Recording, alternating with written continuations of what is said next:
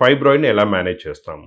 So ఫైబ్రాయిడ్ని మనము పాత పద్ధతిలో అయితే సర్జికల్గా హిస్ట్రెక్టమీ చేసేవాళ్ళు, అంటే యూట్రస్ని మొత్తం తీసేయడము జరిగేది. లేకపోతే సర్జికల్ మయోమెక్టమీ చేసేవాళ్ళు, అంటే ఆ గడ్డ వరకు మాత్రమే తీసేయడము. తర్వాత లాప్రోస్కోపిక్ మయోమెక్టమీ చేసేవాళ్ళు, అంటే చిన్న హోల్స్ పెట్టేసి గడ్డలు తీసేయడం అనేది జరిగేది. సో ఇప్పుడు ఇంటర్వెన్షన్ వల్ల అడ్వాంటేజ్ ఏంటి? యూట్రస్ అనేది చాలా ఇంపార్టెంట్ ఆర్గన్. అంటే దానికి జస్ట్ చైల్డ్ బేరింగే కాకుండా, అంటే ఒకసారి ప్రెగ్నెన్సీ, కిడ్స్, ఇంట్లో ఫ్యామిలీ అయిపోయిందనేదే కాకుండా దానికి హార్మోనల్ యాక్టివిటీ కూడా ఉంటుంది. అంటే ఒక ఫీమేల్కి మెయింటైన్ చేయాల్సిన హార్మోన్స్ అనేది దాంట్లో నుంచి ప్రొడక్షన్ అవుతాయి. సో ఇప్పుడు ఏంటంటే మనకి ఆ యూట్రస్ని అనేది రిటైన్ చేయాలి. అంటే ఫైబ్రాయిడ్ ఉండడం వల్ల యూట్రస్ని మొత్తం తీసేయాల్సిన అవసరం లేదు. ఫైబ్రాయిడ్ వరకు తీసేసి యూట్రస్ని రిటైన్ చేయడం వల్ల ఫీమేల్స్లో ఈ హార్మోనల్ బ్యాలెన్స్ అనేది మెయింటైన్ అవుతుందన్నమాట.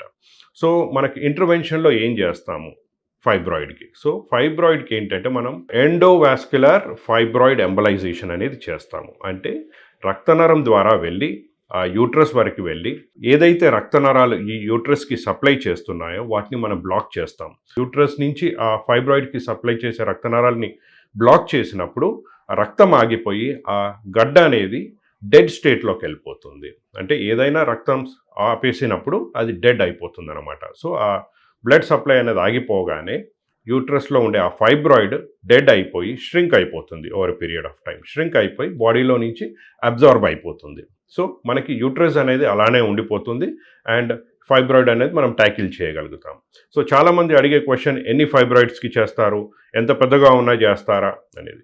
సో ఒకసారి ఫైబ్రాయిడ్ ఎంబలైజేషన్ చేసే పద్ధతిలో మనకి any number of fibroids A size ఉన్నా మనం ఎండో వాస్క్యులర్ ఫైబ్రాయిడ్ ఎంబలైజేషన్ అనేది చేయొచ్చు.